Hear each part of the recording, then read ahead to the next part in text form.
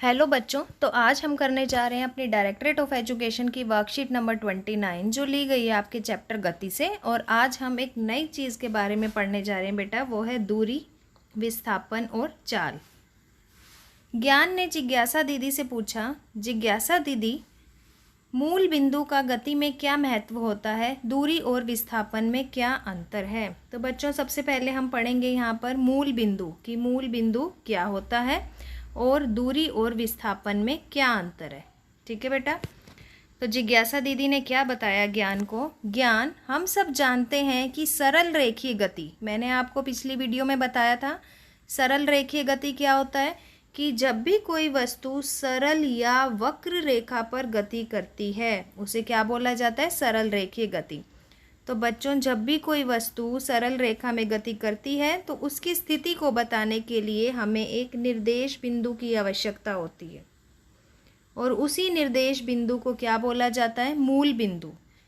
वस्तु की अवस्था का मूल बिंदु ही हमें ये बताता है कि वस्तु विराम अवस्था में है या गतिमान अवस्था में।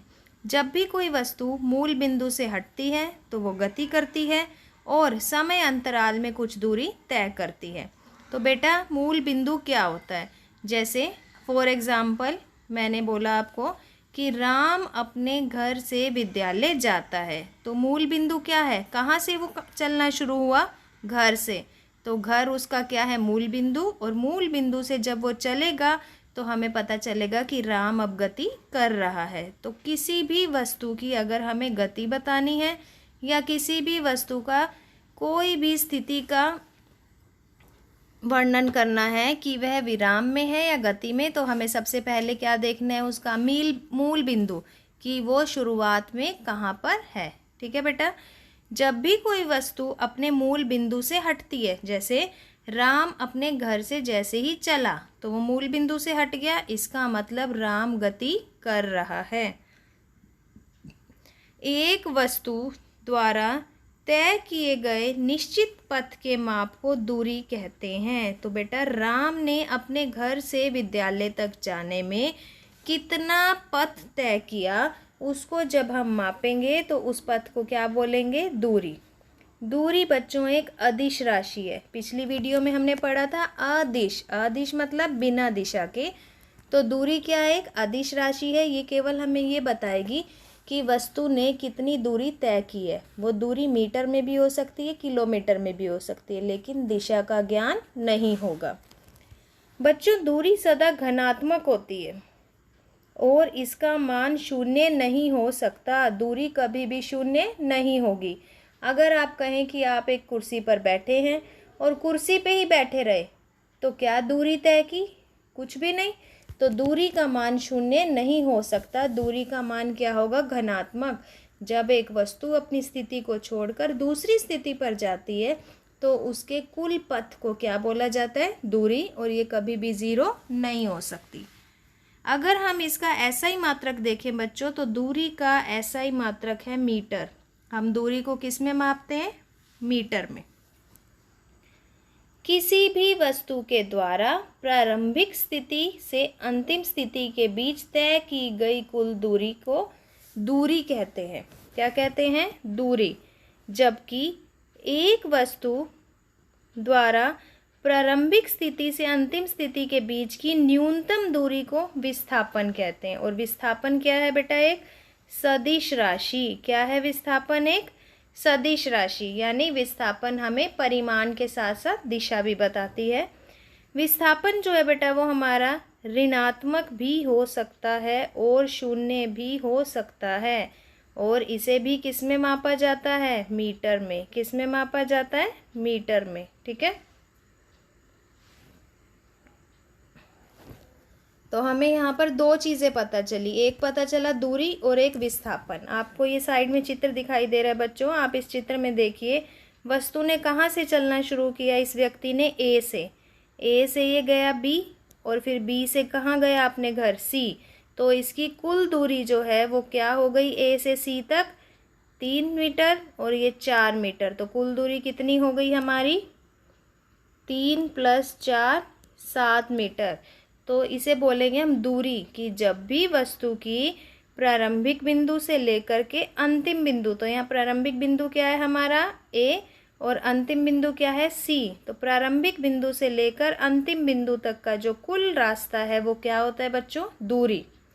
विस्थापन क्या होता है, विस्थापन का मतलब है बच्चों प्रारंभिक बिंदु से लेकर अंतिम बिंदु के बीच की न्यूनतम दूरी। न्यूनतम दूरी को क्या बोला है हमने, विस्थापन, और कुल को क्या बोला है हमने, दूरी।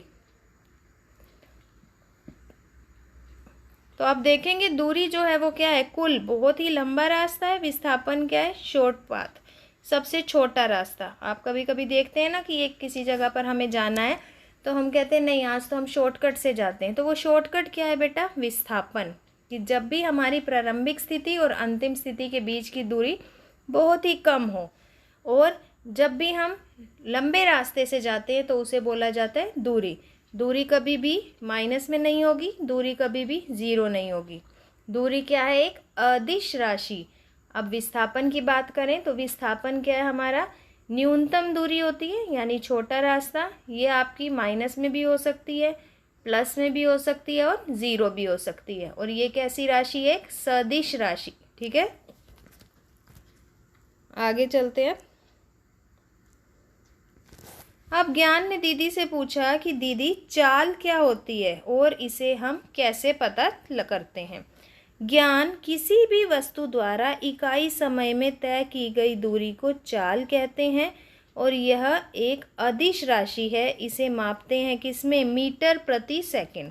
तो बेटा जब कोई भी वस्तु दिए हुए समय में दूरी तय करती है तो उसे हम क्या कहते हैं, चाल। अगर मुझे किसी भी वस्तु की चाल पता लगानी है तो मैं उसकी दूरी को किससे भाग कर दूंगी, दिए हुए समय से। ठीक है, अधिकतर अवस्थाओं में वस्तुएं असमान चाल से गति करती हैं और इनकी चाल को औसत रूप में व्यक्त करते हैं। असमान चाल मतलब जैसे आपने पहले 20 मीटर तक अपनी गाड़ी चलाई 4 सेकंड में, फिर 20 मीटर तक चलाई 3 सेकंड में, तो आपने क्या किया, यहाँ पर असमान चाल किया। असमान चाल कैसे, कि पहले की दूरी 4 सेकंड में और दूसरे बार की दूरी 3 सेकंड में। तो यहाँ पर हम औसत चाल निकालेंगे और बेटा औसत चाल का फॉर्मूला आपको दिया हुआ है, तय की गई दूरी अपॉन लिया गया समय। तो तय की गई दूरी, आप जितनी बार भी आपने गाड़ी को गति की अवस्था में लाया है उतनी ही बार की सभी दूरी को आप प्लस कर लेंगे, वो आ जाएगा कुल दूरी। और जितना भी समय लगे सभी समय को आप प्लस कर लेंगे, वो आ जाएगा कुल समय। तो इस तरह से हम क्या निकाल सकते हैं, वस्तु की औसत चाल। आपको अब यहाँ पर 2 ग्राफ दिए गए हैं। एक ग्राफ है हमारा एक समान गति। एक समान गति मतलब जब कोई भी वस्तु हमारी समान समय में समान दूरी तय करती है, सीधी रेखा में जाती है, तो उसका ग्राफ आपका क्या आएगा, स्ट्रेट लाइन आएगा बेटा। अगर आपकी वस्तु विराम अवस्था में पड़ी हुई है तो आपका ग्राफ समय वाले एक्स एक्सिस के पैरेलल आएगा। ठीक है, और अगर आपकी वस्तु असमान गति से चल रही है, कभी ज़्यादा समय ले रही है कभी कम समय ले रही है, तो आपका ग्राफ ऐसे आएगा, पैराबोला। ठीक है बच्चों, तो चलिए अब हम इसकी एक्सरसाइज करते हैं। दूरी और विस्थापन में अंतर बताइए। तो दूरी और विस्थापन में क्या अंतर है, अभी हमने ऊपर पढ़ा। आप दूरी में क्या लिखेंगे, किसी भी वस्तु की अंतिम और प्रारंभिक बिंदु के बीच की कुल दूरी कहलाती है। विस्थापन में लिखेंगे किसी भी वस्तु की प्रारंभिक और अंतिम के बीच न्यूनतम मार्ग को विस्थापन कहते हैं। दूरी को क्या लिखना है बेटा, सेकंड पॉइंट, दूरी जो है वो अदिश राशि है। विस्थापन में लिखेंगे ये एक सदिश राशि है। थर्ड पॉइंट लिखेंगे दूरी हमारी कभी भी शून्य या ऋणात्मक नहीं हो सकती। विस्थापन में लिखेंगे यह शून्य और ऋणात्मक हो सकता है। ठीक है बच्चों, सेकंड क्वेश्चन है आपका, एक कार 20 मीटर की दूरी 5 सेकंड में फिर 20 मीटर की दूरी 3 सेकंड में तय करती है, तो औसत चाल क्या होगी। तो बच्चों जब औसत चाल निकालनी है तो अभी मैंने आपको ये फॉर्मूला बताया, तय की गई कुल दूरी बटे में लिया गया कुल समय। तो तय की गई कुल दूरी कितनी है बच्चों, यहाँ पर 20 मीटर और फिर से क्या है 20 मीटर। तो यहाँ पर कुल दूरी क्या आ जाएगी हमारी 20 + 20 और कुल समय क्या आ जाएगा बेटा यहाँ पर, पहले कितना समय लिया उसने 5 सेकंड और फिर कितना समय लिया है 3 सेकंड, तो कुल समय कितना आ जाएगा हमारा 5 + 3। तो अब हम इनको टोटल कर लेंगे तो हमारी औसत चाल कितनी आएगी 40/8 यानी कि 5 मीटर पर सेकंड। क्या आ गई हमारी औसत चाल 5 मीटर पर सेकंड। तो बेटा ये आपका सेकंड क्वेश्चन का आंसर रहेगा। औसत चाल निकालनी है, आप ये वाला फॉर्मूला लिखेंगे और उसके बाद दोनों दूरी को प्लस करके कुल समय से भाग कर देंगे तो हमारा आंसर क्या आ जाएगा 5 मीटर पर सेकंड। थर्ड क्वेश्चन देखेंगे अब हम, चाल को परिभाषित करके उसका मात्रक बताइए।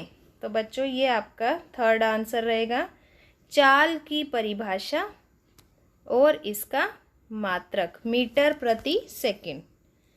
दिए गए समय दूरी ग्राफ में वस्तु ए, बी और सी में किसकी गति की दर सबसे अधिक है।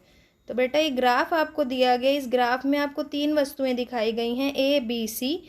हमें बताना है कि कौन सी वस्तु जो है वो सबसे तेज़ चल रही है। तो चलिए अब हम देखते हैं कौन सी वस्तु की चाल सबसे ज़्यादा है। तो बच्चों ये हमारे पास ग्राफ है। अब मैं बताऊंगी आपको कि कौन सी वस्तु जो है वो तेज़ चल रही है। अगर मैं इस ग्राफ को प्लॉट करूं, ये हमारी दूरी है, अगर मैं इस दूरी को बी से मिलाती हूं तो आप देखेंगे कि ये जो बी वस्तु है इसने इतनी दूरी तय की है इतने समय में। ठीक है, अब हम चलते हैं सी की तरफ। सी वस्तु ने इतनी दूरी तय की है और कितने समय में, इस समय में। ठीक है, अब हम चलते हैं ए की तरफ। ए वस्तु ने इतनी दूरी तय की है कितने समय में। तो आप ग्राफ देख के ही सबसे पहले आप खुद ही बता दीजिए मुझे कि कौन सी वस्तु ऐसी है जिसने सबसे कम टाइम लिया और सबसे ज़्यादा दूरी तय करी। कौन सी है बेटा, ए। तो ए को आप देखेंगे, ए ने टाइम भी सबसे कम लिया और दूरी भी सबसे ज़्यादा तय करी। तो इसका आंसर क्या रहेगा, वस्तु ए जो है उसकी चाल, उसकी गति सबसे ज़्यादा है। ठीक है, चलिए अब हम अपनी वर्कशीट पे चलते हैं। अब उम्मीद करती हूँ मैं आपको ये वर्कशीट अच्छे से समझ आ गई होगी कि दूरी क्या है, विस्थापन क्या है, कौन अदिश है और कौन सदिश है और किस तरह से हम औसत चाल निकालते हैं। तो बेटा अगर आपको ये वर्कशीट अच्छी लगी तो आप अपने फ्रेंड्स के साथ शेयर कीजिए। हमारे चैनल लर्निंग लाइट को लाइक कीजिए। अगर आपने अभी तक सब्सक्राइब नहीं किया तो जल्दी से सब्सक्राइब कीजिए ताकि हर वर्कशीट का फर्स्ट नोटिफिकेशन आप ही को मिले। Thank you.